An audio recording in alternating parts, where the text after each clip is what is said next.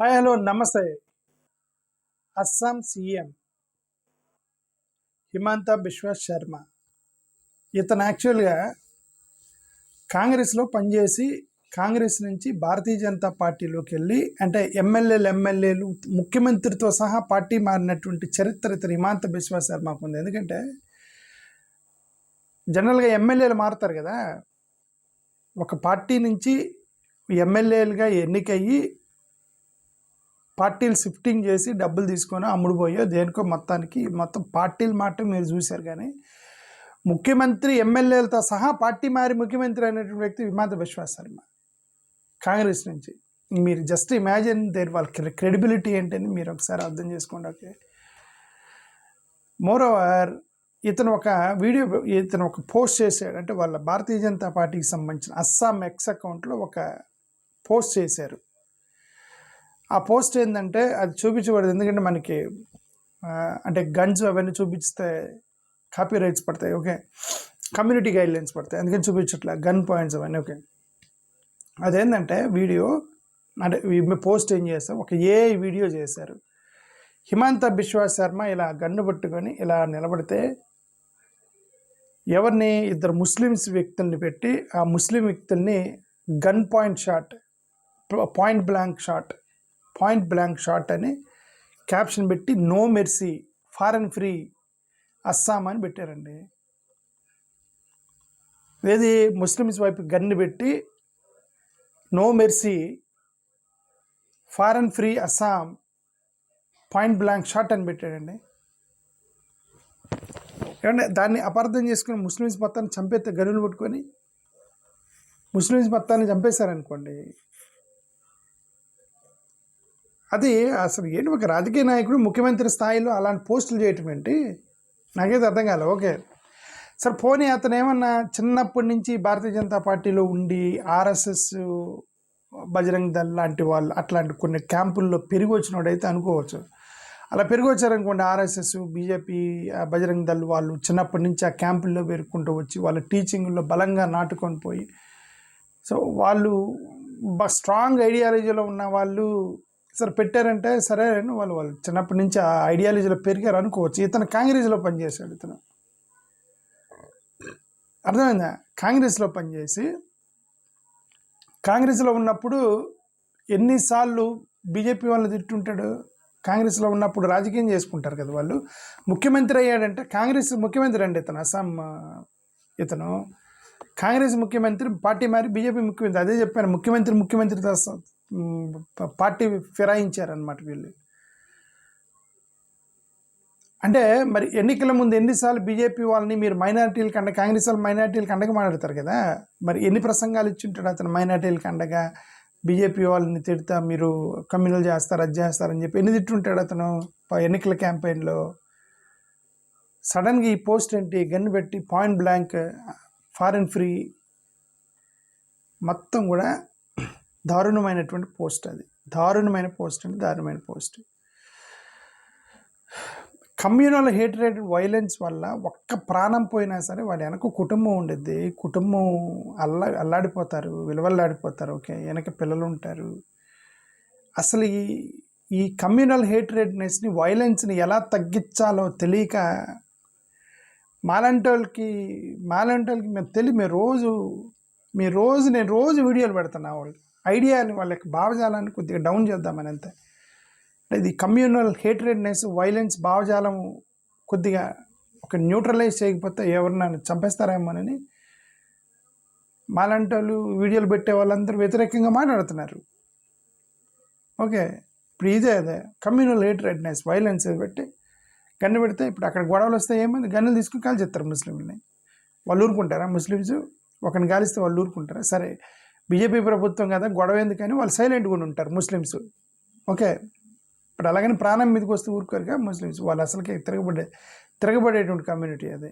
So గొడవలు లెగుస్తాయి కదండి, దేశవ్యాప్తంగా గొడవలు లెగుస్తాయి. కరెక్ట్ కాదు అది. ఓకే, అలాంటి ఇమేజ్, అది కూడా అఫీషియల్ పార్టీ అకౌంట్ ఏదో కార్యకర్త, ఎవరు చిన్న కార్యకర్త కింద పోస్ట్ చేశాడు అనుకోండి, ఏదో ఫ్రింజ్ ప్రొఫైల్, పార్టీ సంబంధం ఉన్నప్పుడు ఏదో చిన్న లోకల్ కార్యకర్త పోస్ట్. అఫీషియల్ పార్టీ అకౌంట్లో పోస్ట్ చేశారు అని అంటే ఇక just imagine. KC Venugopal Congress leader, ఇతను ఇది అదే జెనోసైడ్కి పిలుపునిచ్చారంటే కరెక్ట్ కదా. ఇప్పుడు గన్నెట్లో పెట్టుకొని ఇద్దరు ముస్లిమ్స్ నడబెట్టి no mercy, foreign free Assam, foreign free Assam అని అంటే నో మెర్సీ అంటే చంపేమనే కదా అర్థం. అందుకే జెనోసైడ్, కాల్ ఫర్ జెనోసైడ్ చేశాడని కేసీ వేణుగోపాల్ మీరు ఇమ్మీడియట్గా కోర్టులు సుమోటుగా యాక్షన్ తీసుకొని మీరు దీన్ని కేసు పెట్టాలని చెప్పి కేసీ వేణుగోపాల్ అతను రాసిన ఒక అది సుప్రియా శ్రీనాథే, ఈమె కూడా కాంగ్రెస్ స్పోక్స్ పర్సన్. ఈమె మీరు ఆ పోస్ట్ని డిలీట్ చేశారులేండి. పోస్ట్ చేసి బ్యాక్ ఫైర్ అవ్వగానే పోస్ట్ చేసి డిలీట్ చేసినంత మాత్రాన ఇలాగ మాస్ మర్డర్స్కి పిలుపునిచ్చారు, నేను ఊచకోతకి పిలుపునిచ్చారు మీరు. దాన్ని ఎవరైనా ప్రాణాలు పోతే ఎవరు రెస్పాన్సిబిలిటీ అని శ్రీనాథే. షామా మహమ్మద్ ఏం కూడా కాంగ్రెస్ స్పోక్స్ పర్సన్ ఏమేమన్నారు, రాజ్యాంగం మీద దాడి, మనుషుల మీద దాడి చేస్తుంటే వీళ్ళు ఇంకా పిచ్చోళ్ళు కాంగ్రెస్ వాళ్ళు. రాజ్యాంగం మీద దాడి, మనుషుల మీదే దాడికి పిలుపునిచ్చారు కదా వాళ్ళు.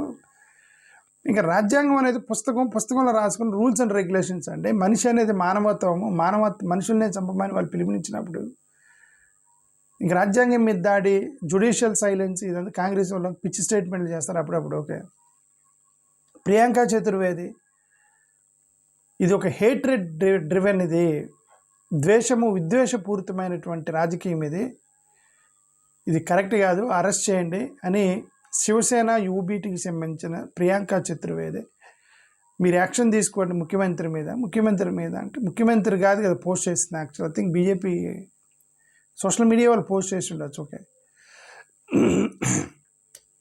సో తృణమూల్ కాంగ్రెస్ అస్సాం యూనిట్ వాళ్ళు,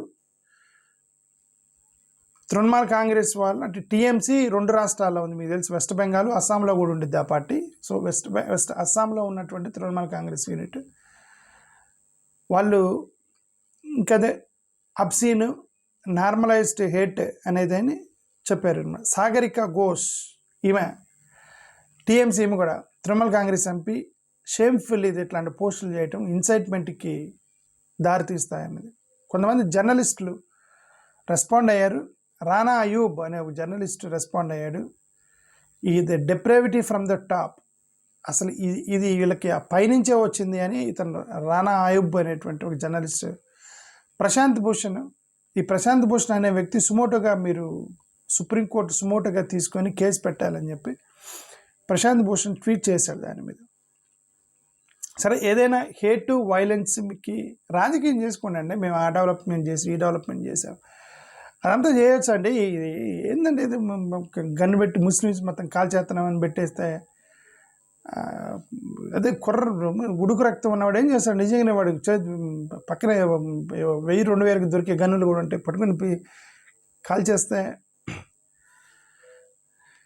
రెస్పాన్సిబుల్ ముఖ్యమంత్రి పోస్ట్ పెట్టేటప్పుడు, కనీసం ముఖ్యమంత్రి పోస్ట్ చేసేటప్పుడు ముఖ్యమంత్రికి చెప్పకుండా చేశారంట, అది అనుమానమే. ఓకే,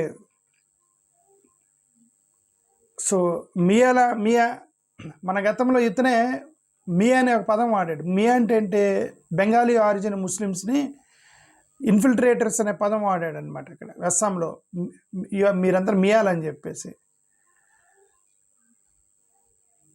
సరే, ఎనివే అన్ఫార్చునేట్ ఏంటంటే బీజేపీ హెడ్ ఆఫీసు సైలెంట్గా ఉండటం, వ్యవస్థలన్నిటి కూడా చూస్తూ ఊరుకోవటం, కోర్టులు, పోలీస్ స్టేషన్లు ఇవన్నీ చూస్తూ ఊరుకోవటం, ఎంతసేపు చెప్పినా ఇదే సోది. ఓకే, థ్యాంక్ యూ, నమస్కారం.